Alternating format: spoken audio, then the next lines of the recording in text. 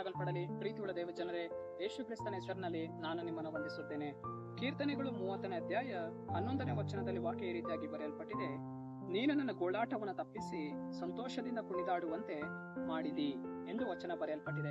ಅಂದರೆ ಪ್ರೀತಿಯುಳ್ಳ ದೇವ ಜನರೇ, ನಮ್ಮ ದೇವರು ನಮ್ಮ ಗೋಳಾಟಗಳನ್ನ ತಪ್ಪಿಸುವವರಾಗಿದ್ದಾರೆ. ನಮ್ಮ ಕಣ್ಣೀರುಗಳನ್ನ ಆತನ ಏನ್ ಮಾಡುವವರಾಗಿದ್ದಾರೆ? ಒರೆಸುವವರಾಗಿದ್ದಾರೆ.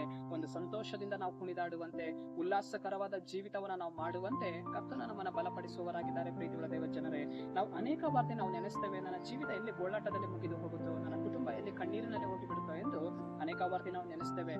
ಆದರೆ ಈ ವಚನ ನಮ್ಮನ್ನ ಬಲಪಡಿಸ್ತಾ ಇದೆ, ಮಗನೇ ಮಗಳೇ, ನಿನ್ನ ಜೀವಿತದಲ್ಲಿ ದೇವರು ಇರುವಂತಹ ಎಲ್ಲ ಗೋಳಾಟಗಳನ್ನ ತಪ್ಪಿಸಿ ನಿನ್ನ ಕುಟುಂಬದಲ್ಲಿ ಸಂತೋಷವನ್ನ ಕೊಂಡು ಬರುವ ಆತರಾಗಿದ್ದಾರೆ. ಆತನು ಉತ್ತಮನಾದ ಕುರುಬನಾಗಿ ನಮ್ಮನ್ನ ಪ್ರತಿದಿನವೂ ಕೈ ಹಿಡಿದು ನಡೆಸ್ತಾರೆ. ಸರಿ, ನಾವು ಪ್ರಾರ್ಥಿಸೋಣ. ಅಪ್ಪ ಕರ್ತನೇ, ನಿಮಗೆ ಸ್ತೋತ್ರ. ಈ ವಾಕ್ಯ ಭಾಗ ಸಂದೇಶವನ್ನ ನೋಡ್ತಾ ಇರುವ ಜನಗಳನ್ನು ಸಂಧಿಸಿರಿ. ನಿನ್ನ ಜನರ ಜೀವಿತದಲ್ಲಿ ದೇವ ಸಂತೋಷದಿಂದ ಕುಣಿದಾಡುವಂತೆ ನಿನ್ನ ಸಹಾಯ ಮಾಡು ಸ್ವಾಮಿ. ಎಲ್ಲ ಗೋಳಾಟ ಕಣ್ಣೀರುಗಳನ್ನು ತೆಗೆದಾಕು ದೇವರೇ. ನಜರೇತಿನ ಯೇಸುವಿನ ನಾಮದಲ್ಲಿ ತಂದೆಯೇ, ಆಮೆನ್.